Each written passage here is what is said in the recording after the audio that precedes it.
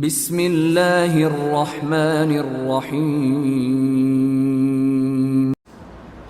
الحمد للہ رب العالمین والعاقبۃ للمتقین والصلاة والسلام علی اشرف الانبیاء والمرسلین وعلى آلہ الطیبین الطاہرین واصحابہ الہادین المہدیین اما بعد فقد قال اللہ تبارک وتعالی فی الکلام المجید والفرقان الحمید فأعوذ باللہ من الشیطان الرجیم بسم اللہ الرحمن الرحیم لقد رضی اللہ عن المؤمنین اذ یبایعونک تحت الشجرة فعلم ما في قلوبهم فأنزل السکینة علیہم وأثابهم فتحا قریبا صدق اللہ المولانا العظیم وصدق رسوله النبی الکریم المکین الامین ونحن على ذلك لمن الشاهدين والشاكرين والحمد لله رب العالمين إن الله وملائكته يصلون على النبي يا أيها الذين آمنوا صلوا عليه وسلموا تسليما اللهم صل على سيدنا محمد وعلى آل سيدنا محمد وبارك وسلم صلوا عليه صلاة وسلام عليك يا حبيبي يا رسول الله صلی اللہ تعالی علیہ وسلم۔ معزز سامعین اکرام، یہ ذی قعدہ کا مہینہ ہے اور اسی ماہ ذی الحجہ میں حضرت عثمان غنی رضی اللہ تعالی عنہ آپ کے بے شمار فضائل، آپ کے بے شمار مناقب ہیں۔ آج حضرت عثمان غنی رضی اللہ تعالی عنہ کی شہادت کے ضمن میں کچھ باتیں عرض کی جائیں گی، اس لیے کہ اسی مہینے کی 18 تاریخ کو حضرت عثمان غنی رضی اللہ تعالی عنہ کی شہادت ہوئی تھی۔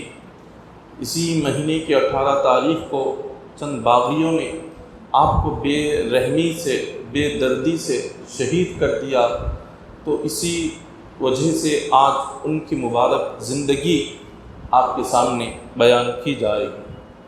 اللہ تبارک و تعالیٰ نے سورہ فتح میں ارشاد فرمایا لقد رضی اللہ عن المؤمنین اذ یبایعونک تحت الشجرة فعلم ما فی قلوبهم، کہ یقیناً راضی ہو گیا اللہ تبارک و تعالیٰ مومنوں سے جب وہ درخت کے نیچے آپ سے وعدہ کر رہے تھے، اور اللہ نے جان لیا کہ جو کچھ ان کے دلوں میں تھا، اور اللہ نے اطمینان کو ان پر اتارا، اور بطور انعام یہ فتح قریب انہیں بخشے گا، ان قریب انہیں فتح ملے گی۔ یہ اس آیت کریمہ کا ترجمہ۔ اب یہ آیت کریمہ کیوں نازل ہوئی، کب نازل ہوئی، اس کی وجہ کیا ہے، تو اس کے متعلق مفسرین اکرام لکھتے ہیں کہ 6 ہجری میں حضور علیہ السلام مکہ مکرمہ کو آپ عمرہ کرنے کے لیے آ رہے تھے۔ مدینہ منورہ جا کر کئی سال ہو گئے تھے، آقا علیہ السلام عمرہ کرنا چاہتے تھے، تو حضور علیہ السلام نے اپنے 1400 صحابہ کرام کو لے کر احرام باندھ کر اور قربانی کا جانور اپنے ساتھ لے کر حضور علیہ السلام مدینہ منورہ سے مکہ مکرمہ کی طرف آپ نے سفر کیا عمرہ کرنے کی نیت سے۔ جب کفار مکہ کو اس بات کی خبر ہوئی کہ حضور علیہ السلام اپنے 1400 صحابہ کرام کو لے کر آپ مکہ مکرمہ کی طرف آ رہے ہیں، تو ان لوگوں نے آپس میں مل کر یہ فیصلہ کیا کہ کچھ بھی ہو جائے حضور علیہ السلام کو، آپ کے صحابہ کرام کو مکہ مکرمہ میں داخل ہونے نہیں دیا جائے گا۔ انہوں نے آپس میں یہ فیصلہ کر لیا۔ ابھی یہاں صحابہ کرام کو بھی اس بات کی خبر نہیں ہوئی، حضور علیہ السلام بھی ابھی اپنا سفر جاری رکھے ہوئے تھے۔ جب آقا علیہ السلام کی اونٹنی جس کا نام خصوہ ہے، جب یہ اونٹنی حدیبیہ کے مقام پر پہنچی تو وہاں پر رک گئی۔ مکہ سے بہت ہی قریب حدیبیہ نامی ایک مقام ہے، وہاں پر یہ اونٹنی خود بخود رک جاتی ہے۔ صحابہ کرام اس کو آگے بڑھانے کی کوشش کر رہے ہوتے ہیں مگر وہ آگے نہیں بڑھتی۔ تو صحابہ کرام نے عرض کیا کہ یا رسول اللہ صلی اللہ علیہ وسلم، یہ اونٹنی آگے کیوں نہیں جا رہی ہے؟ یہ اونٹنی یہیں پر کیوں رک گئی؟ حضور علیہ السلام نے ارشاد فرمایا، یہ اونٹنی خود بخود نہیں رکی بلکہ اللہ نے اس کو یہاں پر رکایا ہوا ہے، خدا نے اس کو روکا ہے، اسی لیے یہ رک گئی ہے۔ اب تم انتظار کرو، تم سب یہیں پر ڈیرے ڈال دو، اپنی اپنی سواریوں کو یہیں پر باندھ دو۔ صحابہ کرام نے اپنا سفر اسی مقام پر روک دیا، اتر گئے، ڈیرے انہوں نے ڈال لیے، اپنی سواریوں کو وہیں پر باندھ دیا۔ اتنے میں حضور علیہ السلام نے چند صحابہ کرام کو بھیجا کفار مکہ سے بات کرنے کے لیے۔ وہ گئے اور جا کر ان سے بات کیے اور ان سے کہنے لگے کہ ہم اور آقا علیہ السلام یہاں پر عمرہ کرنے کی نیت سے آئے ہوئے ہیں، تو لہٰذا ہمیں عمرہ کرنے دیا جائے۔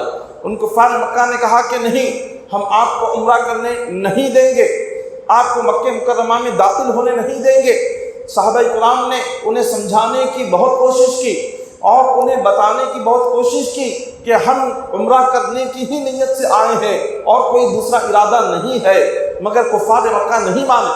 صحابہ کرام واپس حضور علیہ السلام کی خدمت میں حاضر ہوئے، عرض کیا کہ آقا ہم نے بہت سمجھایا مگر وہ لوگ نہیں مانے۔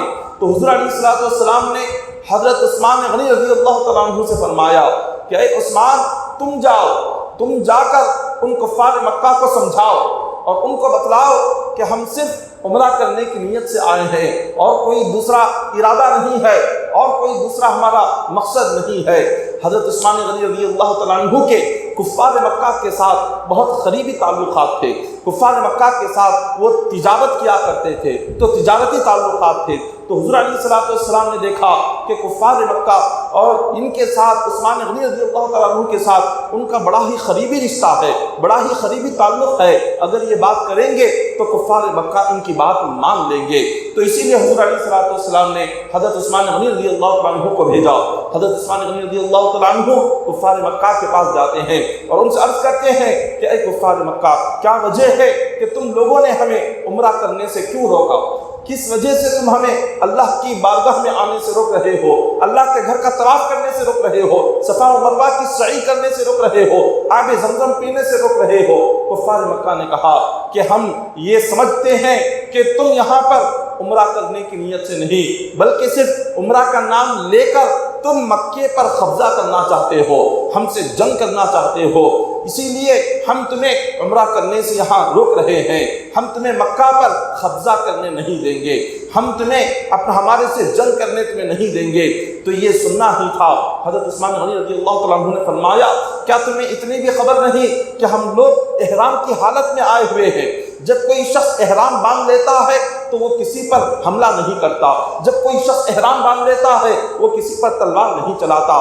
ہم احرام باندھے ہوئے ہیں اور ہمارے ہاتھ میں قربانی کا جانور بھی ہے، اور ایسی حالت میں ہم کیا تم سے جنگ کریں گے؟ اور ہمارے پاس نہ کوئی تلوار ہے، نہ کوئی ہتھیار ہے، نہ جنگ کے ساز و سامان ہے، تمہاری تعداد مکہ میں ہزاروں کی ہے اور ہم کتنے، صرف اور صرف 1400۔ تو ہمیں اگر جنگ کرنا ہوتا تم سے تو ہم جنگ کے تمام ہتھیار لے کر آتے، اگر تم سے جنگ کرنا ہوتا تو جنگ کے سارے سامان لے کر آتے، اگر تم سے جنگ کرنا ہوتا ہزاروں کی فوج لے کر آتے، لیکن ہمارا مقصد نہ تم سے جنگ کرنا ہے نہ تم سے لڑائی کرنا ہے، ہم تو صرف مکے کا طواف کرنے کے لیے آئے ہیں، ہمیں تو صرف یہاں پر عمرہ کرنا ہے، اس کے سوا اور کچھ نہیں ہے۔ لیکن کفار مکہ نے کہا کہ اے عثمان، تم چاہے جو بھی کہہ لو، ہم نے یہ قسم کھا رکھی ہے کہ اس سال تمہیں مکہ میں داخل ہونے نہیں دیں گے، اس سال ہم مسلمانوں کو کعبے کا طواف کرنے نہیں دیں گے، یہ ہم نے قسم کھا رکھی ہے، اس لیے تم لوگ یہاں سے واپس چلے جاؤ، آئندہ سال دیکھا جائے گا، آئندہ سال تمہارے اس عمرہ کرنے کے بارے میں سوچا جائے گا، اب تو تمہیں عمرہ کرنے نہیں دیا جائے گا۔ بس اتنا سننا تھا۔ حضرت عثمان غنی رضی اللہ تعالیٰ عنہ وہیں پر آپ رکے، آپ فوراً وہاں سے نہیں آئے۔ کفار مکہ نے کہا کہ عثمان، چونکہ تم سے ہمارا بڑا قریبی تعلق ہے، تمہارے ہمارے رشتے بہت مضبوط ہے، ہمارے دل میں آج بھی تمہاری محبت ہے، تم نے مکہ چھوڑ دیا، تم نے ہمارا دین چھوڑ دیا، تم نے بتوں کی عبادت کو چھوڑ دیا، تم نے اسلام قبول کر لیا، لیکن اس کے باوجود بھی ہم تم سے ویسی ہی پہلے کی طرح محبت کرتے ہیں، ہم پہلے ہی کی طرح تمہاری عزت کرتے ہیں۔ اب تم مکہ آ گئے ہو تو ہم تمہیں اجازت دیتے ہیں، صرف تم اگر چاہو کعبے کا طواف کر سکتے ہو، اگر صرف تم چاہو عمرہ کر سکتے ہو، اگر تم چاہو تو صفا و مروہ کی سعی کر سکتے ہو، صرف تمہارے ایک کے لیے ہم اجازت دیتے ہیں، تمہارے سوا اور کسی کو ہم یہ اجازت نہیں دیتے۔ حضرت عثمان غنی رضی اللہ تعالیٰ عنہ نے جب یہ سنا تو ارشاد فرمایا ما کانا لأطوف حتی یطوف بہ رسول اللہ صلی اللہ علیہ وسلم۔ حضرت عثمان غنی فرماتے ہیں اے کفار مکہ، جب تک میرے مصطفیٰ کعبے کا طواف نہیں کرتے، جب تک میرے مصطفیٰ عمرہ نہیں کرتے، میں بھی اس وقت تک ہرگز عمرہ نہیں کروں گا۔ جب تک میرے نبی یہاں پر نہ آئے، جب تک میرے نبی یہ کعبۃ اللہ حجر اسود کو نہ چومے، میں بھی نہیں چوموں گا۔ حضرت عثمان غنی رضی اللہ تعالیٰ عنہ کی حضور سے محبت دیکھیے، آقا علیہ الصلوۃ والسلام سے کتنی محبت تھی۔ کون بندہ نہیں چاہتا کہ وہ کعبے کا طواف کرے، کون بندہ نہیں چاہتا کہ وہ کعبے کو چومے، کون بندہ نہیں چاہتا کہ وہ عمرہ کرے۔ یہاں صحابہ اکرام 1400 صحابہ اکرام حدیبیہ کے مقام پر کھڑے ہوئے ہیں، کفار مکہ انہیں یہاں پر آنے نہیں دے رہے، یہاں پر عمرہ کرنے نہیں دے رہے، کعبے کا طواف کرنے نہیں دے رہے، وہ تڑپ رہے ہیں، بے چین ہیں، بلک رہے ہیں کہ انہیں کعبے کا طواف کرنے کا موقع دیا جائے، انہیں عمرہ کرنے کا موقع دیا جائے۔ لیکن یہاں پر حضرت عثمان غنی رضی اللہ تعالیٰ عنہ کو عمرہ کرنے کا موقع مل رہا ہے۔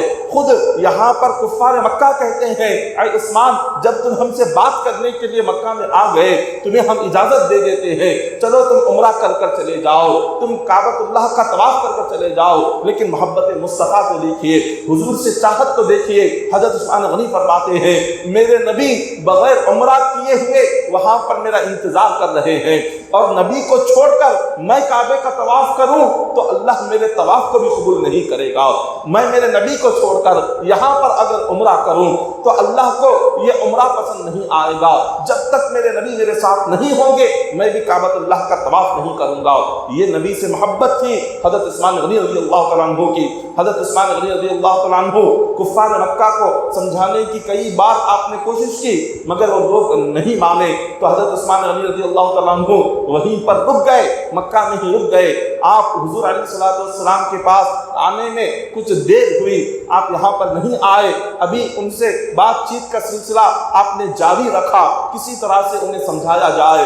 یہاں پر یہ بات عام ہو گئی، صحابہ کرام کو کسی نے آ کر کہہ دیا کہ حضرت عثمان غنی رضی اللہ تعالیٰ عنہ کو کفار مکہ شہید کر چکے ہیں، انہیں مار چکے ہیں، ان کا قتل ہو چکا ہے۔ جیسے صحابہ کرام نے یہ بات سنی، حضور علیہ الصلوۃ والسلام کو آ کر عرض کیا کہ یا رسول اللہ صلی اللہ علیہ وسلم، آپ نے جس عثمان غنی رضی اللہ تعالیٰ عنہ کو کفار مکہ سے بات کرنے کے لیے بھیجا تھا، کفار مکہ کو سمجھانے کے لیے بھیجا تھا، انہوں نے انہیں شہید کر دیا ہے، ہمیں ایسی خبر ملی ہے۔ حضور علیہ الصلوۃ والسلام اعلان کرتے ہیں اے صحابہ کرام، آؤ آج ایک درخت کے نیچے سب جمع ہو جاؤ۔ ایک درخت تھا مکہ کے قریب حدیبیہ کے مقام پر، جہاں پر 1400 صحابہ کرام رکے ہوئے تھے، اس درخت کے نیچے صحابہ کرام جمع ہوتے ہیں اور عرض کرتے ہیں کہ آقا کیا حکم ہے؟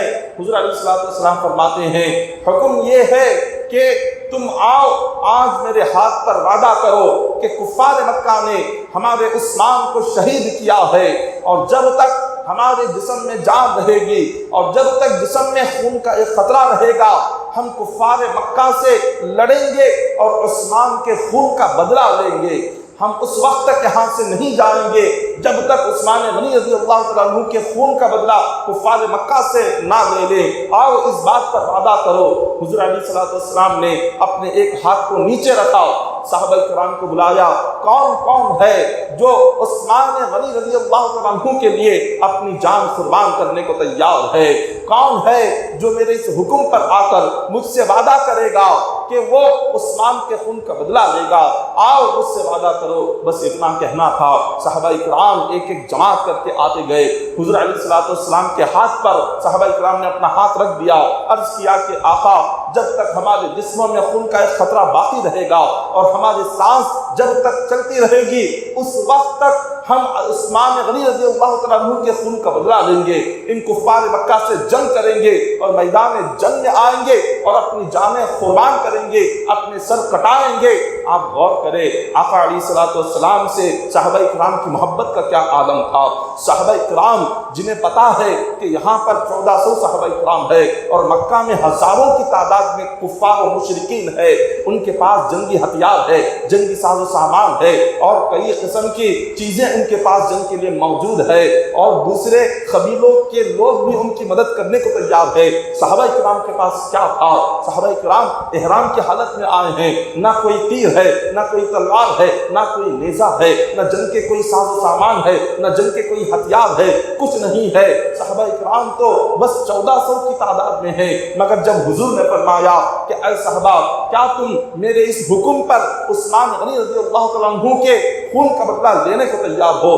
کیا تم میرے اس حکم پر کفار و مشرکین سے اپنی جان قربان کرنے کو تیار ہو؟ صحابہ کرام نے ایک لمحہ نہیں سوچا، صحابہ کرام نے ارشاد فرمایا کہ حضور اگر آپ کا حکم ہے، آپ کے اس حکم پر یہ ایک جان تو کیا، اللہ اگر ہمیں 100 جانیں عطا فرماتا ہم وہ 100 جانیں بھی آپ کی محبت میں قربان کر دیتے۔ یہ ایک جان کیا ہے؟ صحابہ کرام کی یہی محبت، یہی عقیدت جو حضور کے ساتھ تھی، اللہ نے اس کو اپنے کلام پاک میں ارشاد فرمایا۔ خدا نے فرمایا ان الذین یبایعونک انما یبایعون اللہ ید اللہ فوق ایدیہم فمن نکث فانما ینکث علی نفسہ ومن اوفی بما عاہد علیہ اللہ فسیؤتیہ اجرا عظیما۔ اللہ تبارک و تعالیٰ نے فرمایا کہ اے نبی یہ لوگ آپ کے ہاتھ پر وعدہ جو کر رہے ہیں یہ آپ کا ہاتھ نہیں ہے، اللہ نے فرمایا یہ میرا ہاتھ ہے۔ حضور علیہ الصلوۃ والسلام نے نیچے اپنا ہاتھ رکھا اور حضور کے ہاتھ پر تمام صحابہ کرام کا ہاتھ تھا، اور حضور کے اوپر کا ہاتھ حضور نے تمام صحابہ کے ہاتھوں پر اپنا ہاتھ رکھ دیا۔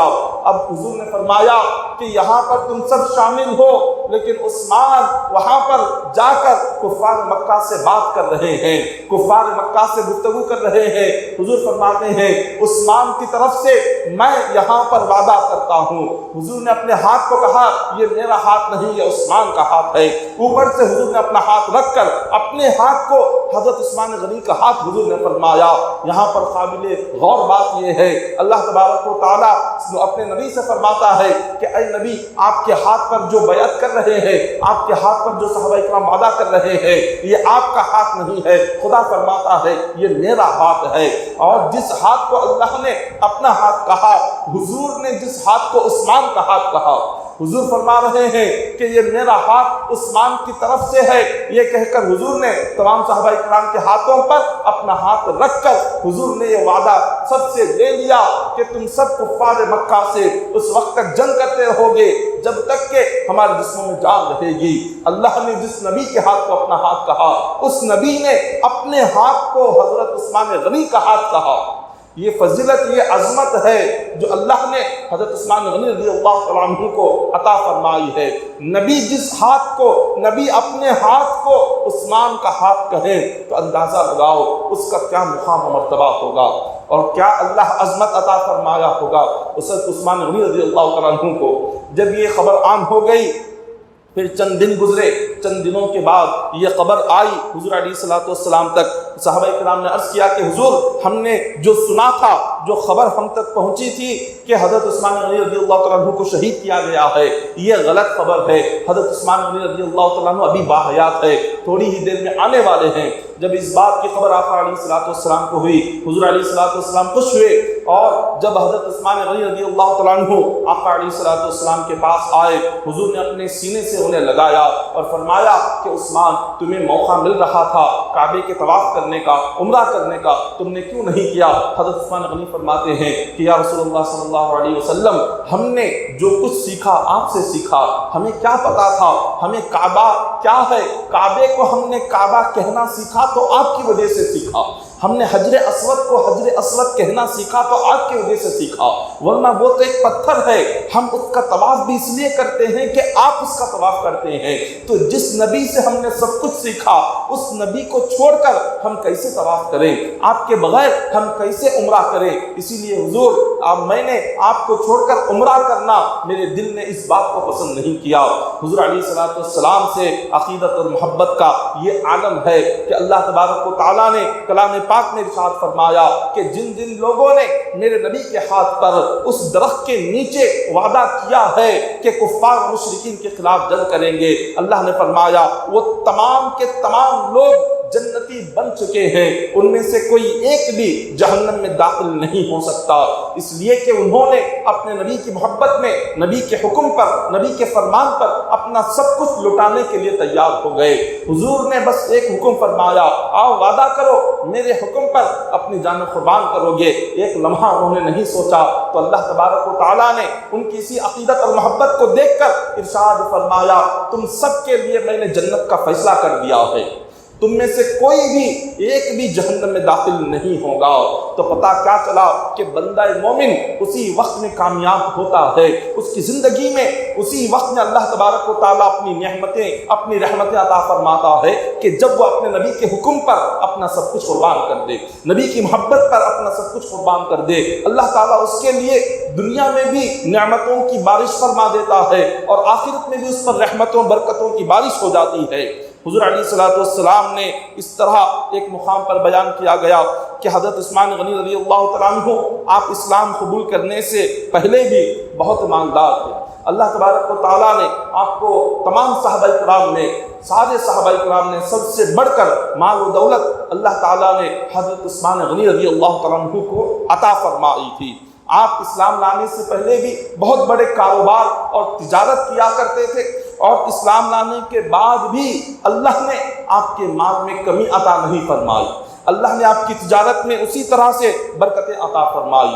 جب اسلام کی ابتدا تھی مکہ مکرمہ میں، تو اس وقت میں جب 38 لوگ اسلام قبول کر لیے تھے، جس پر 8 لوگوں نے اسلام قبول کر لیا، اب جو 39ویں لوگ تھے، جو 49 پر 9واں جو نمبر تھا وہ حضرت عثمان غنی رضی اللہ تعالیٰ عنہ کا تھا۔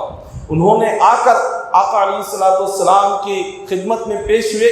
حضرت ابو بکر صدیق رضی اللہ تعالیٰ عنہ نے انہیں دین کے تعلق سے سمجھایا، انہیں ہدایت کی طرف بلایا، اسلام کی طرف ابو بکر صدیق رضی اللہ تعالیٰ عنہ نے بلایا۔ تو ان کے بلانے پر اور ان کے سمجھانے پر حضرت عثمان ذو النورین رضی اللہ تعالیٰ عنہ حضور علیہ الصلوۃ والسلام کی خدمت میں حاضر ہوئے، عرض کیا کہ آقا مجھے صدیق اکبر نے اسلام کے تعلق سے کچھ باتیں ایسی بتائی ہے کہ جس سے میرے دل میں اسلام کی محبت پیدا ہو گئی، بس آپ کی خدمت میں حاضر ہوا ہوں، آپ مجھے کلمہ پڑھا کر اسلام میں داخل فرما دیجیے۔ حضور علیہ الصلوۃ والسلام نے جب انہیں کلمہ پڑھایا، جب وہ اسلام میں داخل ہوئے تو وہ 39ویں شخص تھے، اس پر 9ویں شخص تھے جنہوں نے اسلام قبول کیا تھا۔ پھر 40واں نمبر تھا حضرت عمر فاروق رضی اللہ تعالیٰ عنہ کا۔ جیسے ہی آپ نے اسلام قبول کیا، اسلام قبول کرنے سے پہلے جو وہاں کے حالات تھے، عرب کے لوگوں کا جو حال تھا وہ یہ تھا کہ وہ لوگ صبح سے شام تک شراب میں ڈوبے ہوئے ہوتے تھے، ان میں شراب پینا کوئی بری بات نہیں تھی، وہ ہمیشہ صبح سے شام تک بس شراب کی وہ عادت ان میں تھی، اور چوری ان میں ہمیشہ چوری کی عادت تھی، اور ان میں ہمیشہ جوا کھیلنے کی عادت تھی، سود خور تھے، زناکار تھے، بدکار تھے، ہر قسم کی برائیاں ان لوگوں میں تھی۔ لیکن حضرت عثمان غنی رضی اللہ تعالیٰ عنہ جب اسلام قبول کرنے سے پہلے بھی، جب آپ زمانے جاہلیت میں کفار و مشرکین کے ساتھ تھے، اس وقت بھی آپ نے کوئی برائی نہیں کی، اس وقت بھی آپ نے نہ شراب پی۔ اسلام لانے سے پہلے جب کافر و مشرک تھے، اس وقت بھی آپ نے نہ شراب کو ہاتھ لگایا، نہ کبھی آپ نے جھوٹ بولا، نہ کوئی برائی آپ سے ہوئی، نہ کبھی آپ نے زنا کیا، نہ کبھی آپ نے کسی کو تکلیف پہنچائی، کسی قسم کی بے حیائی اور بے شرمی کا کام حضرت عثمان ذو النورین رضی اللہ تعالیٰ عنہ سے نہیں ہوا۔ یہ تو اسلام لانے سے پہلے آپ کی زندگی اتنی پاکیزہ تھی، اسلام لانے سے پہلے اللہ تبارک و تعالیٰ نے ہر برائی سے آپ کو پاک و صاف رکھا۔ جب آپ نے اسلام قبول کر لیا، اسلام جب آپ لے کر آ گئے، تو اس کے بعد اللہ کے خوف میں آپ کی ساری زندگی گزری۔ خدا کا خوف اتنا تھا کہ جب کبھی کسی قبرستان سے حضرت عثمان ذو النورین گزرتے تو اس قبرستان کی جگہ رک کر آپ کی آنکھوں میں آنسو نکل جاتے تھے، اتنے آنسو نکلتے آپ کی مبارک داڑھی بھیگ جاتی تھی۔ لوگ پوچھتے کہ اے عثمان غنی آپ اتنا کیوں روتے ہیں؟ آپ تو وہ ہیں جنہیں حضور نے جنت کی بشارت سنائی ہے، آپ تو وہ ہیں جن کی عظمت میں اللہ نے قرآن کی آیتیں اتاری ہے، آپ اتنا کیوں آنسو بہاتے ہیں؟ حضرت عثمان ذو النورین فرماتے کہ لوگوں تمہیں کیا خبر، میں نے حضور سے سنا، حضور علیہ السلام نے ارشاد فرمایا خبر آخرت کے سفر میں پہلی منزل ہے، اس منزل میں اس سفر میں جو شخص کامیاب ہو گیا تو اس کے بعد کے جتنے بھی منزلیں آئیں گی وہ آسان سے آسان ہوتی جائیں گی، اور جو شخص اس خبر کے امتحان میں ناکام ہوا تو اس کے بعد جتنے بھی امتحان ہوگے وہ اور سخت سے سخت ہوتے چلے جائیں گے، اس میں اور ناکامی اس کو ہوتی چلی جائے گی۔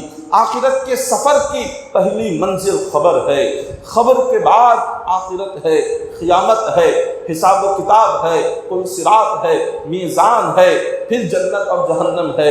یہ آخرت کے سفر میں خبر پہلا سفر ہے۔ حضرت عثمان ذو النورین رضی اللہ تعالیٰ عنہ اللہ کا ایسا خوف اور اللہ کا ایسا تقویٰ اور پرہیزگاری دل میں تھی کہ جس کسی خبر کو دیکھتے اپنی خبر کو یاد کر کے رویا کرتے تھے۔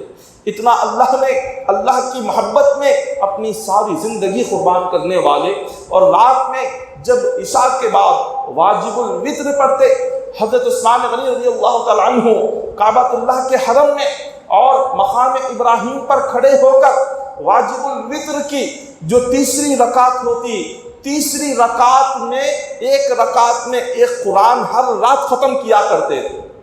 ہر رات ایک رکعت واجب الوتر کی ایک رکعت میں ایک قرآن ختم کیا کرتے تھے۔ یہ ان کی عبادتیں ہیں۔ ایسی عبادتیں کرنے والے خبر کو دیکھ کر آنسو بہاتے تھے، ایسا اللہ کو یاد کرنے والے، اپنی زندگی اللہ کی محبت میں لٹانے والے رب کو یاد کر کے، اپنی خبر کو یاد کر کے اتنا آنسو بہاتے تھے۔ جب ان کا یہ حال ہے، ہم جیسے گناہ گاروں کو کتنا رونا ہے اپنی خبر کو یاد کر کے، ہم جیسے گناہ گاروں کو اپنی آخرت کو یاد کر کے کتنے آنسو بہانا ہے کہ جس کی ساری زندگی اللہ کی نافرمانی میں گزرے اور اس بندے کو اپنی خبر کی فکر ہی نہ ہو، اور جس بندے کی ساری زندگی اللہ کو بھول کر اور عبادتیں چھوڑ کر گزرے اور اس بندے کی آنکھوں میں آنسو کا ایک خطرہ بھی نہ ہو، اور جن لوگوں نے اپنا سب کچھ لٹا دیا اللہ کے لیے اور وہ اپنی خبر کو یاد کر کے ہر رات رو رہے ہیں اور ہر رات آنسو بہا رہے ہیں۔ حضور علیہ السلام کی ان کی اتنی محبت تھی کہ حدیث پاک میں آتا ہے کہ ایک مرتبہ حضرت عثمان غنی رضی اللہ تعالیٰ عنہ نے وضو کیا، وضو کرنے کے بعد مسکرانے لگے۔ لوگوں نے وجہ پوچھی کہ عثمان ذو النورین آپ کیوں مسکرا رہے ہیں؟ حضرت عثمان ذو النورین فرماتے ہیں اس لیے مسکرا رہا ہوں، میں نے ایک مرتبہ حضور کو وضو کے بعد مسکراتے ہوئے دیکھا، اس سنت پر عمل کرنے کے لیے میں بھی مسکرا رہا ہوں۔ یہ سنتوں پر عمل ہوتا ہے۔ یہ جو سچی محبت، نبی سے جو سچی محبت ہوتی ہے وہ یہ محبت ہوتی ہے کہ نبی کی ایک ایک ادا کو بندہ اپنی زندگی کا حصہ بنا لیتا ہے، نبی کی ایک ایک ادا کو اپنی زندگی کے لیے ایک نمونہ بنا لیتا ہے، اپنی زندگی گزارنے کے لیے ایک ایک ادا کو ایک مثال بنا لیتا ہے۔ بس انہوں نے ایک مرتبہ حضور کو وضو کرنے کے بعد مسکراتے دیکھا تھا، بس اس سنت پر عمل کرنے کے لیے حضرت عثمان غنی وضو کر کے مسکراتے تھے۔ وجہ کیا ہے؟ کیوں مسکرا رہے ہیں؟ کچھ نہیں، وجہ ایک ہی ہے کہ حضور نے مسکرایا تھا، میں بھی مسکرا رہا ہوں۔ یہ ہوتی ہے محبت، اور یہ ہوتا ہے حضور سے سچا تعلق۔ اور حضور ان سے کتنی محبت کرتے تھے، اور حضور کی محبت ان سے کیا تھی تو حدیث پاک میں آتا ہے آقا علیہ السلام نے اپنی ایک لڑکی کا نکاح حضرت عثمان ذو النورین سے فرمایا تھا۔ ایک لڑکی کا نکاح کیا، چند سال گزرے، چند سالوں میں اس خاتون کا آقا علیہ السلام کی جو صاحبزادی ہے، صاحبزادی کا انتقال ہو گیا۔ حضرت عثمان غنی رضی اللہ تعالیٰ عنہ بہت غمگین ہوئے اپنی بیوی کے انتقال پر۔ پھر حضور علیہ السلام نے اپنی دوسری صاحبزادی کا حضرت عثمان ذو النورین رضی اللہ تعالیٰ عنہ سے نکاح فرمایا۔ جب دوسرا نکاح ہوا، چند سال گزرے، پھر حضرت بی بی رقیہ رضی اللہ تعالی عنہ آپ بھی پردہ فرما گئی۔ جب آپ کا انتقال ہوا حضرت عثمان ذو النورین رضی اللہ تعالی عنہ بہت غمگین ہوئے۔ آقا علیہ الصلوۃ والسلام نے جب انہیں غمگین دیکھا تو آ کر فرمایا کہ عثمان، میری 2 بیٹیاں میں نے تمہارے نکاح میں دی اور میری اب کوئی بیٹی نہیں ہے، اگر اللہ تعالیٰ مجھے 100 بیٹیاں عطا کر دیتا تو ایک کے بعد ایک میں تم سے نکاح کرتا چلا جاتا۔ حضور کی اتنی محبت تھی حضرت عثمان ذو النورین سے۔ حضور فرماتے ہیں یہ وہ عثمان ہیں کہ آسمان اور زمین کے فرشتے ان پر فخر کرتے ہیں، ان کی عبادت پر فخر کرتے ہیں، ان کے تقویٰ اور پرہیزگاری پر فرشتے فخر کرتے ہیں، ان کی شرم و حیا پر فرشتے فخر کرتے ہیں۔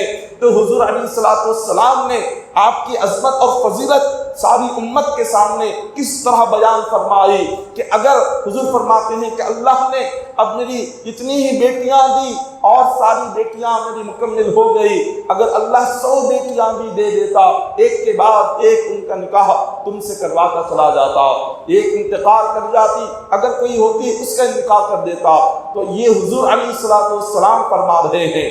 تو اسی سے ذو النورین کا مطلب کیا ہے؟ 2 نور والے، 2 نور کو کہتے ہیں ذو النورین۔ حضور نے اپنی دونوں نورانی شہزادیوں کا نکاح کیا تو اس لیے آپ کا لقب اسی دن سے ذو النورین پڑ گیا۔ آج ہمارے معاشرے میں ایک غلط خیال ذہنوں میں ہوتا ہے کہ جو سید ہو، سید کی لڑکی سے نکاح کرنا یہ غلط ہے۔ یہ آج معاشرے میں ایک غلط ذہن بنا ہوا ہے۔ یہاں پر ایک بات قابل توجہ یہ ہے، حضرت عثمان غنی رضی اللہ تعالیٰ عنہ نے حضور کی شہزادیوں سے نکاح کیا۔ اب یہ سید کون ہوتے ہیں؟ سید کسے کہتے ہیں؟ سید یہ کون سا خاندان ہے؟ سید کا مطلب یہ ہے جو حضرت امام حسین کی جو اولاد ہے انہیں سید کہا جاتا ہے۔ جو حضرت فاطمہ الزہرا کی اولاد ہیں وہ سید ہے۔ حضرت علی رضی اللہ تعالیٰ عنہ کی جو اولاد ہیں وہ سید ہے۔ یعنی جس کسی خاتون کا خاندان حضور سے جا کر ملتا ہے تو اس کو سید کہا جاتا ہے۔ جس کا خاندان حضور سے ملے، جو علی و فاطمہ رضی اللہ تعالیٰ عنہما کی اولاد ہو، جو حسنین کریمین کی اولاد ہو، انہیں سید کہا جاتا ہے۔ حضرت عثمان غنی رضی اللہ تعالیٰ عنہ نے حضور علیہ الصلوۃ والسلام کی 2 شہزادیوں سے نکاح فرمایا۔ اور آج جو خیال یہ ہے، غلط ذہن یہ بنا ہوا ہے کہ سید کی لڑکی سے اگر نکاح کیا جائے تو گھر برباد ہو جائے گا، یا کاروبار، یا پھر گھر میں نحوست آ جائے گی، یا پھر گھر میں کہیں پر برکت نہیں ہوگی۔ یہ جو نعوذ باللہ غلط خیال ہے، آج جہالت گھروں میں اتنی بڑی ہوئی ہے کہ علم کی کمی کی وجہ سے لوگ آج اس طرح کی باتیں کرتے ہیں۔ ارے سید گھرانے کی کسی لڑکی کا نکاح ہونا، کسی گھر میں آنا، یہ تو بڑی فضیلت والی بات ہے، یہ بڑی خوش قسمتی والی بات ہے، یہ فخر کی بات ہے کہ اللہ تعالیٰ اپنے نبی کی اولاد کا نکاح کسی کے گھر میں کر رہا ہے۔ ہمیں اس پر فخر کرنے کی بجائے، خود کو خوش قسمت سمجھنے کی بجائے، آج ہم نے اپنے علم کی کمی کی وجہ سے، اپنی غلط ذہن کی وجہ سے ہم نے یہ سوچ بنا لیا ہے کہ سید کی لڑکی سے نکاح کرنے سے گھر برباد ہو جائے گا۔ نعوذ باللہ، یہ کس طرح کے خیالات ہے، یہ کیسی جہالت ہے جو آج ہمارے گھروں کو تباہ کر رہی ہے، جو ہمارے گھروں کو برباد کر رہی ہے۔ ارے جو علی و فاطمہ کی اولاد ہو، وہ جس گھر میں جائیں گی اس گھر میں اللہ رحمتوں کی بارش کرے گا۔ نبی کے خاندان کی بیٹی جس گھر میں جائے گی خدا کی برکتوں کی بارش ہوگی۔ نبی کے خاندان کی بیٹی جس گھر میں قدم رکھے گی اللہ رزق کے دروازے کھولے گا۔ نبی کے خاندان کی لڑکی جس گھر میں اپنا قدم رکھے گی اللہ غیب سے اس گھر کی روزی کو بڑھا دے گا۔ حضرت عثمان غنی رضی اللہ تعالیٰ عنہ نے جو 2 نکاح کیے تو کیا ان کے کاروبار میں کمی آ گئی؟ کیا ان کی تجارت میں کمی آ گئی؟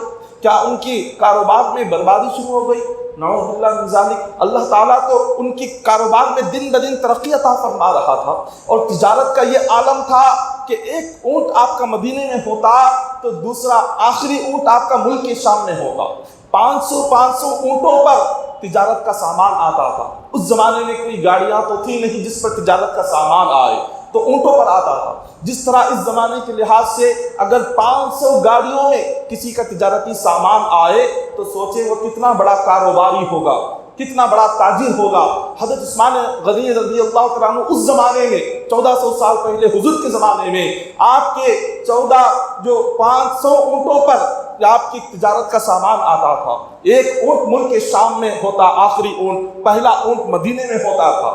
یہ آپ کی کاروبار تھے. اللہ نے یہ برکتیں عطا فرمائی، اللہ کی یہ رحمتیں تھی، رزق میں اللہ نے اتنا اضافہ کر دیا. اور آج ہم نے یہ ذہن بنا لیا کہ نہیں، ان کے گھر نکاح نہیں ہونا ہے، ان کے گھر کی لڑکی کو لانا نہیں ہے. یہ بالکل توبہ کرنا چاہیے. یہ غلط ذہن ہے، یہ غلط خیال ہے. ہمیں اس سے توبہ کریں اور فوراً ایسی چیزوں سے باز آ جائے. ایسے غلط خیالات کی وجہ سے اور ایسی سوچ کی وجہ سے کئی ساری آج سید گھرانے کی لڑکیاں ہیں جو بغیر نکاح کے اپنے گھروں میں ہی بیٹھی ہوئی ہیں، جن کی عمریں 30 سال ہو گئی، 40 سال ہو گئی، 50 سال کے قریب جن کی عمریں ہو گئی، اور ان کا بس یہی کہنا ہے کہ جو بھی رشتے کے لیے آتا ہے بس وہ اتنا کہتا ہے کہ آپ میں چاہے جتنی اچھائیاں کیوں نہ ہو لیکن سید کے گھر میں ہم رشتہ نہیں کرتے. نعوذ باللہ من ذالک. یہ آج ہمارے لیے کتنے شرم کی بات ہے کہ ہمیں جس نبی کی لڑکی کو نکاح کر کے گھر میں لانے کے لیے فخر کرنا چاہیے، آج وہ علی و فاطمہ کی لڑکیاں گھروں میں ہماری جہالت کی وجہ سے بغیر نکاح کے بیٹھی ہوئی ہیں. وہ پڑھی ہوئی ہیں، کئی ساری وہ بچیاں ہیں جن کی تعلیم بہت اعلیٰ ہے، اعلیٰ تعلیم پڑھی ہوئی ہے.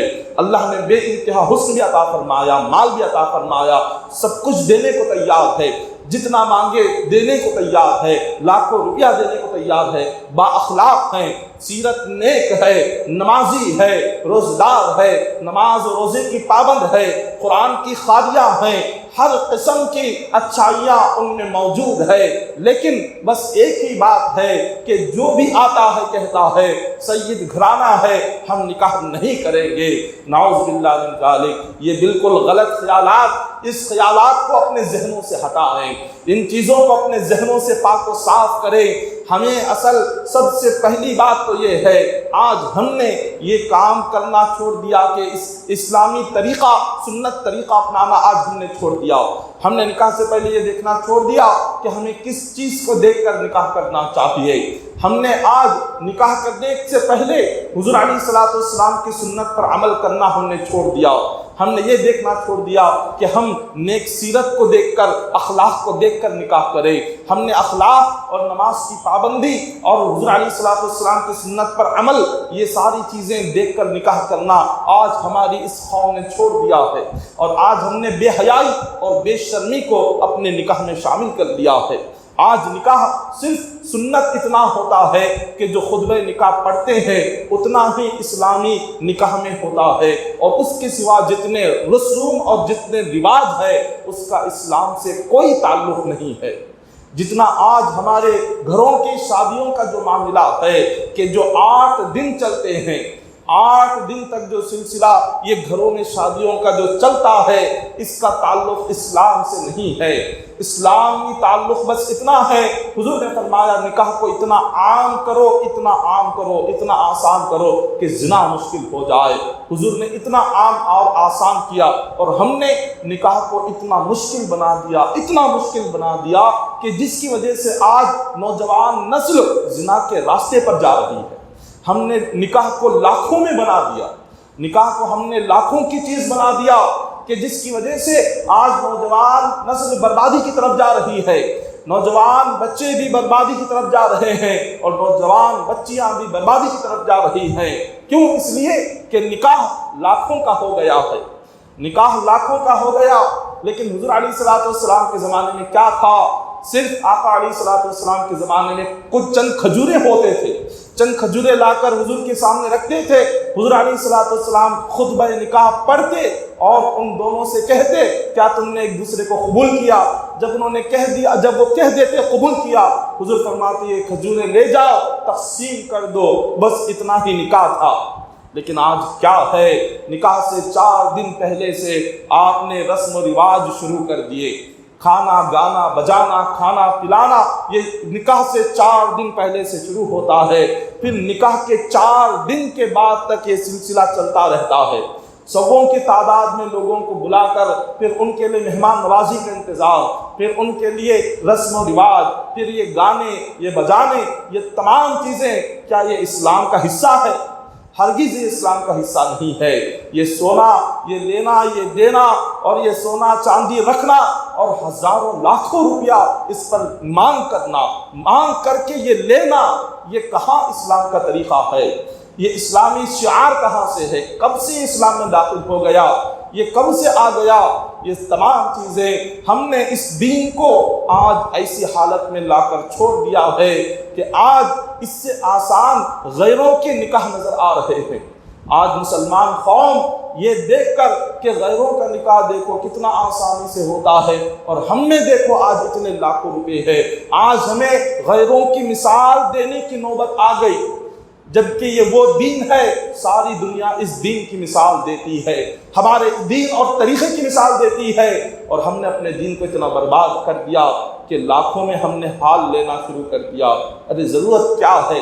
اللہ نے اگر دیا ہوا ہے اس کو صحیح جگہ پر استعمال کیے۔ اللہ نے یہ مال اللہ کی نعمت ہے، اللہ کی نعمت کا غلط استعمال نہ کیا جائے۔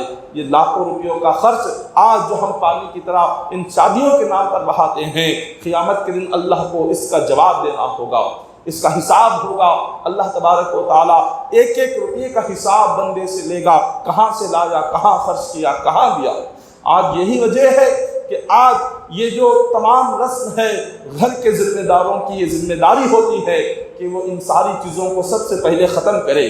نکاح بس ایک دن کا رکھے، ایک دن میں سب کچھ ختم کر دے، نکاح بھی ہو، ولیمہ بھی ہو، ساری چیزیں اس میں آ جائے۔ شریعت کا جو قانون ہے یہ ایک اس میں غلط خیال بھی ہے کہ نکاح کے بعد ولیمے کے لیے ایک رات گزرنا شرط ہے تبھی ولیمہ ہوگا، یہ بھی غلط ہے، غلط خیال ہے، ایسا نہیں ہے۔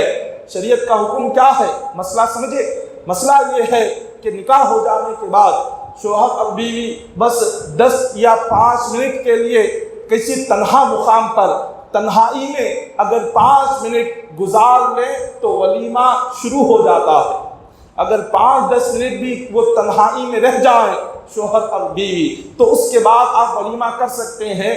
یہ شریعت کا مسئلہ ہے، اس کو شریعت میں فقہ میں خلوت صحیحہ کہتے ہیں، خلوت صحیحہ اس کا نام ہے۔ اس کے بعد آپ کے لیے ولیمہ شروع ہو گیا، لیکن ہم نہیں، اس کو ایک رات گزرنا ہے، پھر اس کے بعد پھر ولیمے کے لیے لاکھوں روپیہ خرچ، پھر اس کے لیے حال، پھر اس کے لیے کھلانا، پھر اس کے لیے انتظامات کرنا، یہ تمام چیزیں کہاں سے آتی ہیں؟ اس کے لیے پھر سود پر قرض لینا، پھر اس سود کو ادا کرنے کے لیے سالوں سال گزرنا۔ آج امت اسی میں برباد ہوتی جا رہی ہے، اسی میں آج ہم تباہ ہو رہے ہیں، اسی میں برباد ہو رہے ہیں، اور اسی وجہ سے کئی سارے بچیاں جن کے نکاح نہیں ہو رہے ہیں، یہ تمام چیزوں کی وجہ سے ہے۔ نکاح کو آسان کرو، یہ اللہ سے وعدہ کر لو کہ جب بھی ہم نکاح کریں گے آسانی کے ساتھ کریں گے۔ آسان نکاح کیا ہے؟ جو حضور کے زمانے کا طریقہ تھا، اس زمانے کا وہی طریقہ اپنائیں۔ اللہ تعالیٰ نے اگر دیا بھی ہو سادگی سے اپنے گھر پر ہزار لوگوں کو بلانا، 1200 لوگوں کو بلانا، یہ کوئی شریعت کا قانون نہیں ہے، یہ کوئی شریعت کا یہ طریقہ نہیں ہے۔ صحابہ کرام کے زمانے میں کتنے لوگ ہوتے تھے؟ مسجد نبوی میں 50-60 لوگ بیٹھے ہوئے ہوتے۔ جب کبھی نکاح کی بات آتی حضور فرماتے جاؤ مدینہ میں اعلان کر دو، تو گلیوں میں جا کر اعلان ہوتا کہ آؤ ابھی نکاح فلاں شخص کا نکاح ہونے والا ہے۔ بس اتنا سن کر لوگ آ کر جمع ہو جاتے تھے، وہاں پر ہزاروں کی تعداد میں لوگوں کو لایا نہیں جاتا تھا۔ آج ہمارا معاشرہ ایک عجیب و غریب شکل اختیار کیا ہے کہ ہم سالوں سال کسی کو دیکھنے نہیں جاتے، سالوں گزر جاتے ہیں، بھائی سے ملاقات نہیں کرتا، اس کی طبیعت کو نہیں جانتا، اس کے غم میں شریک نہیں ہوتا، اس کی مشکلات میں شریک نہیں ہوتا، اس کی پریشانی میں وہ کیا ہے وہ بھوکا مر رہا ہو، سالوں سال ہمیں اس کے دروازے پر پلٹ کر دیکھنا نہیں ہوتا، لیکن اس کے یا تو شادی میں یا تو مرنے کے بعد سب یاد آ جاتے ہیں، یا تو نکاح کے وقت میں یا تو موت کے بعد سب یاد آ جاتے ہیں۔ ارے جب انسان رہے اس وقت میں کوئی نہ اس کے مشکلات کو دیکھتا ہے، نہ اس کی تکالیف کو دیکھ کر کوئی مدد کرنے کو آتا ہے۔ ارے اسی ایک مرتبہ اسی ایک نکاح کے لیے جا کر ہم کئی ہزاروں میل دور سفر کر کے جا کر ہم بلا کر لاتے ہیں۔ دیکھیے یہ تمام چیزیں جو آج ہم کر رہے ہیں اس کا اسلام سے کوئی تعلق نہیں ہے، اس کا دین سے کوئی تعلق نہیں ہے، یہ صرف اور صرف ہماری بربادی ہے کہ جس کی طرف آج ہم جا رہے ہیں، تیزی سے آگے بڑھ رہے ہیں۔ جیسے کئی مہینوں سے شادیوں کا سلسلہ جو جاری ہے، آپ غور کریں کہ کیا ہے، آج وقت کی قدر نہیں، نکاح کے وقت کی قدر نہیں، 2-3 بجے نماز، اس نکاح میں نماز چلی جاتی ہے، ظہر کی نماز کا وہاں پر خیال تک نہیں ہوتا کہ نماز کا وقت ہو رہا ہے۔ اور جس نکاح میں نماز کی اہمیت نہیں، نماز کا خیال نہیں رکھا گیا، اس نکاح میں اللہ برکت کہاں سے دے گا؟ اور پھر اس کے بعد رسم و رواج کا جو سلسلہ شروع ہوتا ہے، پھر اس کے بعد 7-8 بجے تک بس وہی تمام بربادی کی چیزیں ہوتی ہیں، پھر کچھ نہیں۔ حضرت عثمان غنی رضی اللہ تعالیٰ عنہ نے اپنا نکاح کس طرح فرمایا؟ اتنی سادگی سے فرمایا، اللہ نے اتنا مال عطا فرمایا تھا، اتنی دولت عطا فرمائی تھی، چاہتے تو عالی شان پیمانے پہ حضرت عثمان ذی النورین مدینہ میں سب سے عالی شان نکاح کر سکتے تھے، مگر آپ نے جو کیا صرف اور صرف سادگی سے کر کے ساری امت کو آپ نے ایک درس اور سبق عطا فرمایا۔ حدیث پاک میں آتا ہے کہ حضرت عثمان غنی رضی اللہ تعالیٰ عنہ آپ نے آ کر حضور سے کہا کہ حضور آپ اللہ سے دعا فرمائیں، اللہ نے اتنا مال مجھے عطا کر دیا ہے کہ اس کو سنبھالنا نہیں ہو رہا، جس کی وجہ سے عبادت میں کمی آ رہی ہے، عبادت میں خلل پیدا ہو رہا ہے، مال یہ حساب و کتاب کی وجہ سے، کاروبار اور تجارت بڑھنے کی وجہ سے۔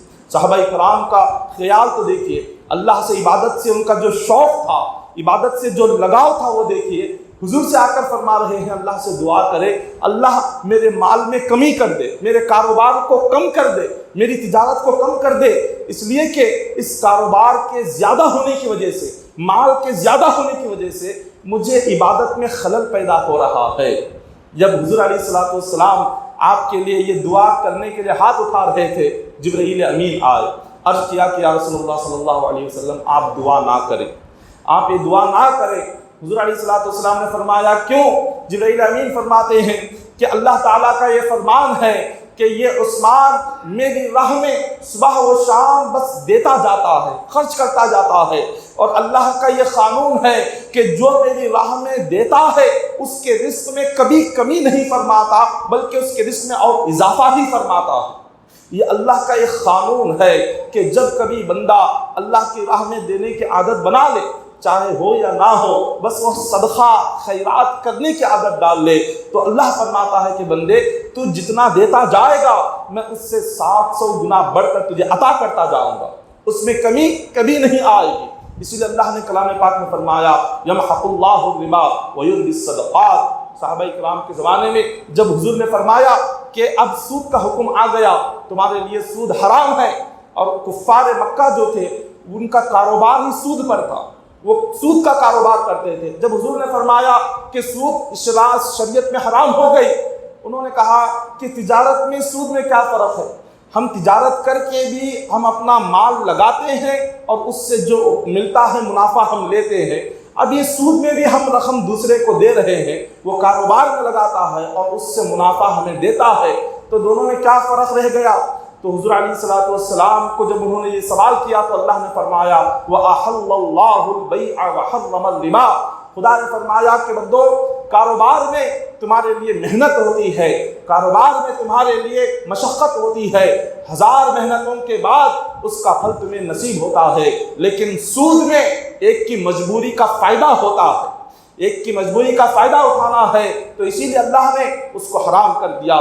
خدا نے فرمایا یمحق اللہ الربا ویربی الصدقات۔ بندوں سے کہا کہ بندوں یہ نہ سمجھنا کہ اپنا مال سود پر دینے سے تمہارا مال بڑھتا جائے گا، تمہارے مال میں اضافہ ہوگا۔ خدا نے فرمایا نہیں، ویربی الصدقات، اپنا مال بڑھانا چاہتے ہو سود سے اپنا مال نہ بڑھاؤ، سود کے کاروبار سے تمہارا مال اور تمہارا کاروبار ترقی حاصل نہیں کرتا، تو پھر کس سے حاصل کرتا ہے؟ اللہ نے فرمایا ویربی الصدقات، اپنے کاروبار کو ترقی کرنا چاہتے ہو صدقہ دیا کرو، خیرات دیا کرو، جتنا تمہارے صدقہ اور خیرات آگے بڑھتے جائیں گے اللہ تعالیٰ تمہارے رزق میں اور اضافہ کرتا چلا جائے گا۔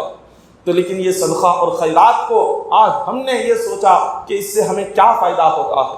حضرت علی رضی اللہ تعالیٰ عنہ فرماتے ہیں جب کبھی تم پر کوئی تکلیف آ جائے، کوئی غم آ جائے یا بیماری آ جائے تو اللہ سے کاروبار کرو، اللہ سے سودا کرو۔ انہوں نے صحابہ کرام نے پوچھا اللہ سے سودا کیسے؟ تو فرمایا ایسے غم کے حالت میں اور بیماری کی حالت میں تم جتنا خیرات کرو گے وہ اللہ سے کاروبار کرنے کی طرح ہے۔ اللہ سے سودا کرنے کی طرح ہے، اور جو اللہ سے سودا کرے گا اللہ کا وعدہ ہے وہ 1 درہم اگر خرچ کرے گا اللہ اسے 700 گنا بڑھ کر عطا فرمائے گا، 700 گنا بڑھ کر عطا کرے گا۔ صدقہ اور خیرات کرنے کی عادت ضرور ڈالے۔ اللہ تبارک و تعالیٰ نے صدقہ اور خیرات میں اتنی طاقت رکھی ہے، حضرت انس بن مالک فرماتے ہیں جو بندہ صدقہ اور خیرات کرنے کی عادت ڈال لیتا ہے اللہ 70 بیماریاں، 70 بلائیں، آفتیں اس پر سے ہٹا دیتا ہے۔ اگر آنے والی ہو آفتیں تو صدقے سے ختم ہو جاتی ہے، یا وہ بندہ پہلے سے ہی کسی بیماری میں ہے، کسی آفت میں ہے یا کسی تکلیف میں ہے، اگر اس نے صدقہ کرنے کی عادت ڈال لی اللہ اس کی ہر قسم کی بیماری اور تکلیف سے اسے نجات عطا فرمائے گا۔ یہ بہت بڑی طاقت ہوتی ہے صدقہ اور خیرات میں۔ اللہ تبارک و تعالیٰ نے جب زمین کو پیدا کیا، زمین ہلنے لگی تو زمین کو رکانے کے لیے، ایک مقام پر ٹھہرا کرنے کے لیے اللہ تبارک و تعالیٰ نے پہاڑ کو پیدا کیا۔ جب پہاڑ فرشتوں نے دیکھا، عرض کیا کہ مولا پہاڑ میں اتنی طاقت، اتنا وزن کہ وہ زمین کا ہلنا اس نے روک دیا، کیا تیری مخلوق میں پہاڑ سے بھی بڑھ کر طاقت والی کوئی چیز ہے؟ تو اللہ تعالیٰ نے فرمایا ہاں۔ فرشتوں نے پوچھا مولا وہ کیا ہے؟ اللہ تعالیٰ نے لوہے کو پیدا کیا، لوہے کو دکھایا، فرمایا اس میں اتنی طاقت ہے جو اس پہاڑ کو بھی ریزہ ریزہ کر دے، لوہا اس پہاڑ کو بھی توڑ دے گا، اس کو ریزہ ریزہ کرے گا۔ جب فرشتوں نے لوہے کی طاقت دیکھی تو عرض کیا کہ مولا یہ جو لوہے کی طاقت ہے کیا تیری مخلوق میں اس لوہے سے بھی زیادہ بڑھ کر کسی کی طاقت ہے؟ اللہ نے فرمایا ہاں ہے۔ فرشتوں نے عرض کیا کہ مولا وہ کون سی چیز ہے جو اس لوہے کو بھی گلا دے؟ اللہ نے فرمایا آگ ہے، آگ میں اتنی طاقت ہے جو بڑے سے بڑے لوہے کو پانی کی طرح سے گلا دے گا، پگھلا دے گا۔ پھر فرشتوں نے جب آگ کی طاقت کو دیکھا عرض کیا کہ مولا کیا تیری مخلوق میں آگ سے بڑھ کر بھی طاقت والی کوئی چیز ہے؟ اللہ نے فرمایا ہاں۔ فرشتوں نے پوچھا مولا وہ کیا ہے؟ خدا نے پانی کو پیدا کیا، فرمایا دیکھ اس پانی کو دہکتی ہوئی آگ میں اگر تم ڈالو گے تو یہ پانی کی بجھنے سے آگ کی ساری گرمی ختم ہو جائے گی۔ جب فرشتوں نے پانی کی طاقت کو دیکھی تو عرض کیا کہ مولا کیا تیری مخلوق میں پانی سے بھی زیادہ طاقت والی کوئی چیز ہے؟ اللہ نے فرمایا ہاں۔ فرشتوں نے عرض کیا مولا وہ کیا ہے؟ خدا نے فرمایا وہ ہوا ہے، ہوا میں اتنی طاقت ہے جو برستے ہوئے پانی کو ایک جگہ سے دوسری جگہ پر لے کر چلے جاتی ہے۔ جب فرشتوں نے یہ ہوا کی طاقت کو دیکھا تو عرض کیا کہ مولا کیا تیری مخلوق میں اس ہوا سے بھی زیادہ طاقت والی کوئی چیز ہے؟ اللہ نے فرمایا ہاں۔ فرشتوں نے پوچھا مولا وہ کیا ہے؟ تو اللہ نے فرمایا وہ بادل ہے، بادل میں اللہ نے وہ طاقت رکھی ہے جو ہوا کا رخ جیسے چاہے بادل ویسے بدل دیتا ہے، یہ بادل میں اللہ نے وہ طاقت رکھی ہے۔ پھر فرشتوں نے عرض کیا کہ مولا کیا تیری مخلوق میں اس آگ سے، پانی سے، بادل سے، پہاڑ سے، لوہے سے زیادہ طاقت والی بھی کوئی چیز ہے؟ اللہ نے فرمایا ہاں۔ فرشتوں نے عرض کیا مولا وہ کیا ہے؟ خالق کائنات نے فرمایا بندہ مومن جب دنیا میں سب سے چھپ کر اپنے ہاتھ سے کسی کو صدقہ یا خیرات کرتا ہے اس صدقے کی طاقت آگ، ہوا، پانی، پہاڑ، بادل، کائنات کی ہر چیز سے بڑھ جاتی ہے۔ اللہ نے اتنی طاقت اور قوت اس میں پیدا فرماتا ہے کہ اس طاقت اور قوت کے آگے دنیا کی کوئی طاقت اس بندے کو نقصان نہیں پہنچا سکتی۔ یہ صدقے میں وہ طاقت ہے، خیرات میں وہ قوت ہے۔ تو لہٰذا حضور فرماتے ہیں جب کبھی بیمار ہو جاؤ تو اپنا علاج اگر کرانا چاہتے ہو تو حضور نے دوائیوں سے علاج کرانے کا حکم نہیں دیا، بلکہ حدیث پاک میں فرمایا اپنی بیماری کا علاج صدقے سے کرو، صدقے سے تمہاری بیماریاں ختم ہوتی ہے، صدقے سے کئی سارے آنے والی بندے پر بیماری ختم ہو جاتی ہے۔ بڑی سے بڑی بیماری بندے کو کیوں نہ ہو، اگر اس نے صدقہ کرنے کی عادت ڈال لی اللہ اسے شفا عطا فرما دیتا ہے۔ تو اسی لیے صدقہ اور خیرات جتنا زیادہ ہو سکے اپنی زندگی میں کیا کرے۔ کھانا کھلائے، یہ کھانا کھلانا اللہ کو بہت پسند ہے۔ حدیث پاک میں بیان کیا حضور علیہ السلام سے صحابہ نے آ کر پوچھا حضور اسلام میں سب سے بہترین کام کون سا ہے، ہمیں وہ کام بتائے، ہم کرنا چاہتے ہیں۔ حضور نے فرمایا 2 کام ہے جو اسلام میں سب سے بہترین ہے، 2 کام ہے، اگر اس کو کر لو تو تمہاری دنیا آخرت دونوں سنور جائے گی۔ صحابہ نے پوچھا حضور وہ کیا؟ تو حضور نے فرمایا سب سے پہلے سلام کرنے کی عادت ڈالو، سلام کرنے کی عادت ڈالو، اور دوسرا حضور نے فرمایا کھانا کھلانے کی عادت ڈالو۔ کھانا کھلانے کی عادت تم میں اگر آ جائے گی تو اللہ اس کے صدقے میں تمہارے لیے دنیا اور آخرت کے جو مشکلات ہوگے آسان فرما دے گا۔ بندے کے لیے غیبی راستے بنتے چلے جائیں گے، یہ بہت بڑی اللہ کی نعمت ہے۔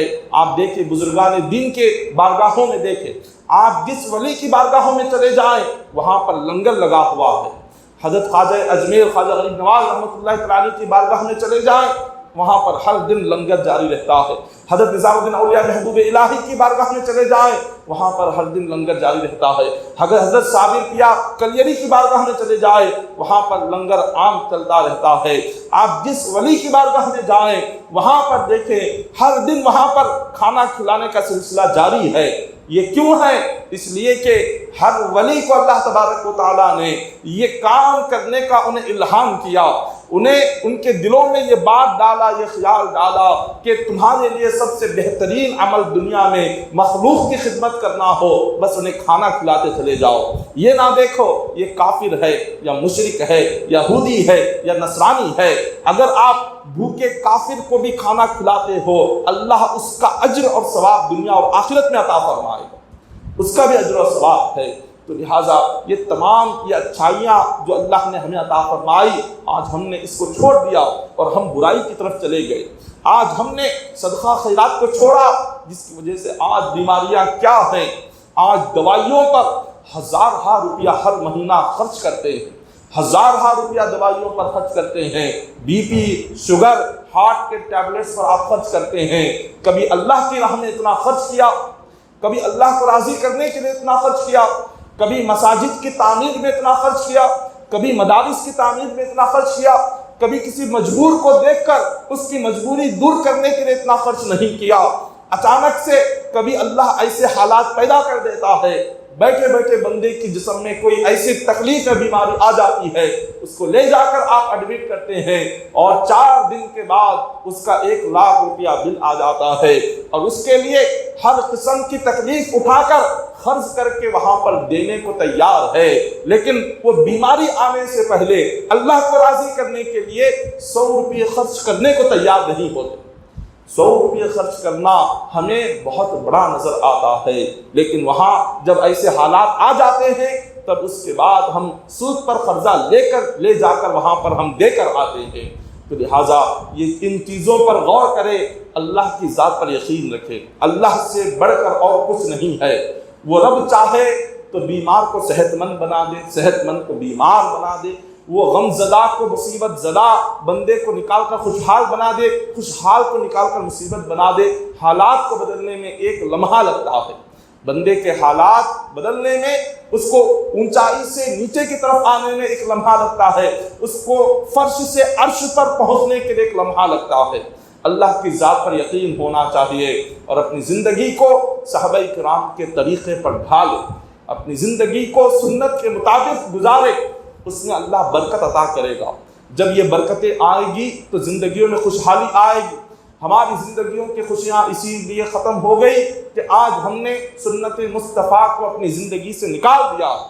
ہماری زندگی کا وہ کون سا حصہ ہے جس میں ہم حضور کی سنت پر چلتے ہیں؟ زندگی کا وہ کون سا حصہ ہے جس میں ہم نے حضور کی سنت کو اپنی زندگی کا حصہ بنا دیا؟ کچھ نہیں ہے۔ ہماری زندگی میں بس ایک ہی ہے کہ بس لوگ کیا کہیں گے، لوگوں کو دکھانا ہے، لوگوں سے باتیں سننا ہے، تعریفیں سننا ہے، بس لوگوں کی تعریف سننے کے لیے، دنیا کو دکھانے کے لیے پیدا ہونے سے لے کر مرنے تک بس وہی سب کچھ کرتے رہتے ہیں، صرف لوگوں کے لیے۔ ارے یہ کریں گے تو کیا کہیں گے، خاندان میں کیا کہیں گے، دوست احباب کیا کہیں گے، رشتہ دار کیا کہیں گے، نہیں ایسا نہیں کرنا ہے، ایسا کرنا ہے، بس لوگوں کے لیے، خاندان والوں کے لیے، رشتہ داروں کو دکھانے کے لیے، دوست احباب کو دکھانے کے لیے ساری زندگی پیدا ہونے سے لے کر مرنے تک، اللہ کے لیے کچھ نہیں۔ اب اس طرح سے کرنے سے لوگ کہیں کیا کہیں گے یہ ڈر ہے، اگر یہ کروں گا تو اللہ کیا کہے گا اس کا ڈر نہیں ہے، خبر میں اللہ جب سوال کرے گا تو کیا جواب دوں گا وہ ڈر نہیں ہے، جتنا آج ہم لوگوں کے لیے کرتے ہیں اتنا اللہ کے لیے کرتے تو اللہ دنیا آخرت دونوں سنوار دیتا، اللہ دنیا بھی بنا دیتا آخرت بھی بنا دیتا۔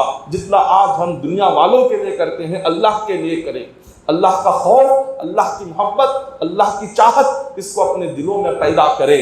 یہی چیز ہے جس سے ہماری کامیابی ہونے والی ہے دنیا میں بھی اور آخرت میں بھی۔ حضرت عثمان ذو النورین رضی اللہ تعالیٰ عنہ کی اسی مہینے کی 18 تاریخ کو شہادت ہوئی۔ اسی مہینے کی 18 تاریخ کو چند باغیوں نے 40 دن تک حضرت عثمان ذو النورین کو بھوکا پیاسا رکھا، اور آپ کو بئر روما، مدینہ میں ایک کنواں ہے بئر روما، جب حضرت عثمان غنی مدینہ میں آئے تھے تو حضور علیہ الصلوۃ والسلام نے فرمایا ایک یہودی کا کنواں تھا، وہ ایک درہم میں ایک پیالہ پانی بیچ رہا تھا۔ حضور نے فرمایا کون ہے جو اس کو خرید کر مسلمانوں کے لیے بیچ دے گا؟ حضرت عثمان غنی آئے، فرمایا کہ حضور اس کو میں خریدوں گا۔ اپنی ذاتی رقم سے خریدا اور ساری امت کو پانی پینے کے لیے آپ نے مدینہ میں سارے مسلمانوں کے حوالے کر دیا۔ لیکن جب ظالموں نے آپ کو گھیرا، اسی پانی سے آپ کو ایک بوند پینے نہیں دیا۔ جس کنویں کو آپ نے خریدا امت کے لیے، لیکن آپ کو 40 دن تک اسی کنویں کے اطراف آپ کو گھیرا گیا، لیکن ایک قطرہ پانی آپ کو نہیں پلایا گیا۔ اور مسجد نبوی میں جب آقا علیہ الصلوۃ والسلام آئے تو کھجور کے پتوں سے اوپر چھت بنائی، کھجور کے جو موٹے سے لکڑیاں ہوتی تھی حضور نے اس کو پلر کی طرح رکھا۔ چھوٹی ہو رہی تھی مسجد نبوی، حضور نے فرمایا کون ہے جو مسجد نبوی کے آگے کا حصہ ایک دوسرے شخص کا ہے اس سے خرید کر اس کو مسجد میں ملا دے تاکہ مسجد کا حصہ بڑا ہو جائے۔ حضرت عثمان غنی آئے، عرض کیا کہ حضور میں اپنی ذاتی رقم سے اس کو خریدوں گا، مسجد نبوی سے اس کو ملا کر آپ کے حوالے کر دوں گا۔ آپ نے خریدا، مسجد نبوی کے جو سامنے کا حصہ ہے عثمان غنی رضی اللہ تعالیٰ عنہ نے خرید کر آپ نے نمازیوں کے لیے اس کو وقف کر دیا۔ لیکن ظالموں نے آپ کو جب گھیرا تو اسی مسجد نبوی میں 2 رکعت نماز پڑھنے نہیں دیا۔ آپ کو کہا کہ آپ اس مسجد میں نماز پڑھنے کے لیے نہیں نکل سکتے، آپ کو اسی کنویں سے ایک بوند پانی تک نہیں پلایا۔ پھر آپ اپنی مکان میں قرآن کھول کر حضرت عثمان ذو النورین پڑھ رہے تھے کہ وہی ظالموں نے آپ کے مکان کے اندر داخل ہو گئے، دیوار کو توڑ دیا، دیوار کو توڑ کر داخل ہوئے۔ آپ قرآن پڑھ رہے تھے، تلوار کھینچ کر آپ کی گردن پر جو تلوار ماری اس وقت میں آپ قرآن کی پہلے پاری کی آیت پڑھ رہے تھے، فَسَيَكْفِيكَهُمُ اللَّهُ وَهُوَ السَّمِيعُ الْعَلِيمُ صِبْغَةَ اللَّهِ وَمَنْ أَحْسَنُ مِنَ اللَّهِ صِبْغَةً وَنَحْنُ لَهُ عَابِدُونَ۔ یہ پہلے پارے کی آخری رکوع کی آیت ہے۔ اس کا معنی یہ ہے کہ اللہ کا رنگ سارے رنگوں میں سب سے بہترین رنگ ہے۔ جب آپ کا خون نکلا آپ کے گلے سے، وہ خون اسی آیت پر جا کر پڑا کہ جس آیت کا معنی یہ ہے کہ اللہ کے اس رنگ سے بہتر کوئی دوسرا رنگ نہیں ہے۔ تو آپ نے اپنی شہادت اسی وقت میں پیش کی، ظالموں نے آپ کو شہید کیا، اور اس قرآن کی آیت کو جب پڑھ رہے تھے اس کا مطلب یہ تھا کہ تمہاری طرف سے اللہ اس کا بدلہ ان سے لے گا۔ فَسَيَكْفِيكَهُمُ اللَّهُ وَهُوَ السَّمِيعُ الْعَلِيمُ، اللہ جانتا ہے تمہارے ساتھ کیا سلوک ہو رہا ہے۔ تو امت میں جو سب سے پہلا اختلاف پیدا ہوا وہ اسی وقت سے پیدا ہوا۔ حضرت عثمان غنی رضی اللہ تعالیٰ عنہ کے شہید ہونے سے پہلے امت میں نہ کوئی جماعت تھی نہ کوئی اختلاف تھا، ساری ایک امت تھی۔ عبداللہ بن سبا ایک یہودی، اس یہودی نے دیکھا یہ امت ایک ہے، اس کو کیسے توڑے، اس میں کیسے جماعت بنائے، اس میں کیسے اختلاف بنائے۔ اس یہودی نے یہ دیکھنے کے بعد اس نے چند مسلمانوں کو لے کر عثمان غنی رضی اللہ تعالیٰ عنہ کے خلاف بہکایا۔ یہ ماننے والے، شہید کرنے والے بھی کلمہ پڑھنے والے تھے، نماز پڑھنے والے تھے، یہ روزہ رکھنے والے تھے، یہ سارے مسلمان ہی تھے۔ اس نے سب سے پہلے اسلام میں اختلاف پیدا کیا عثمان غنی رضی اللہ تعالیٰ عنہ کی شہادت سے۔ یہی اسلام مسلمانوں میں ہی اس نے ایک جماعت بنائی اور ان لوگوں کو ان کے خلاف بہکا کر انہیں شہید کرنے لگا دیا، اور جب انہیں شہید کرایا گیا اب اس کے بعد سے اسلام میں یہ جماعتوں کا سلسلہ شروع ہوا، اسلام میں اختلافات شروع ہو گئے، کہیں شیعہ، اور اس کے بعد یہ تمام چیزیں آئیں تو عثمان غنی رضی اللہ تعالیٰ عنہ کی شہادت سے لے کر آج تک وہ اختلافات بڑھتے ہی جا رہے ہیں، وہ تھمنے کا نام نہیں لے رہے۔ یہ اسی وقت سے یہ زمانہ اختلافات کا شروع ہوا ہے، لہٰذا اس تمام چیزوں سے ہمیں یہ عبرت ملتی ہے، یہ سبق ملتا ہے کہ جس طرح سے حضرت عثمان غنی رضی اللہ تعالیٰ عنہ نے اپنی زندگی گزاری، سب کچھ رہتے ہوئے بھی سنت کے مطابق عثمان غنی رضی اللہ تعالیٰ عنہ نے زندگی گزاری. آج ہم تمام کو یہ اسی طرح اپنی زندگی گزارنا چاہیے. اللہ تبارک و تعالیٰ سے دعا ہے کہ مولا ہم تمام کو کہنے سننے سے بڑھ کر عمل کرنے کی توفیق عطا فرمائیں. الہ العالمین اپنے نبی کے صدقے میں مولا الہ العالمین ہم تمام کی زندگیوں میں آسانیاں عطا فرما. ہم تمام کی زندگیوں میں مولا خیر و برکت عطا فرما. صحابہ کرام کے نقش قدم پر چلنے کی توفیق عطا فرما. ہر قسم کے گناہوں سے برائیوں سے ہماری حفاظت فرما دے. ظالمین کے ظلم سے ہمیں محفوظ فرما. کافروں کے فتنے سے ہماری حفاظت فرما. موت پر مولا کلمہ طیبہ پر موت نصیب فرما. مولا ہم تمام کو 5 وقتہ نماز کا پابند بنا دے. مسجد آباد کرنے کی توفیق عطا فرما. الہ العالمین ہم تمام کی جائز دعاؤں کو تیرے نبی کے صدقے میں قبول فرما لے. ان اللہ ملائکتہ یصلون علی النبی الذین آمنوا صلوا علیہ وسلموا تسلیما. اللهم صل علی سیدنا محمد وعلی آل سیدنا محمد وبارک وسلم. صلوا علیہ صلاۃ و سلام علیک یا حبیبی یا رسول اللہ صلی اللہ علیہ وسلم. سبحان ربک رب العزۃ عما یصفون وسلام علی المرسلین والحمد للہ رب العالمین.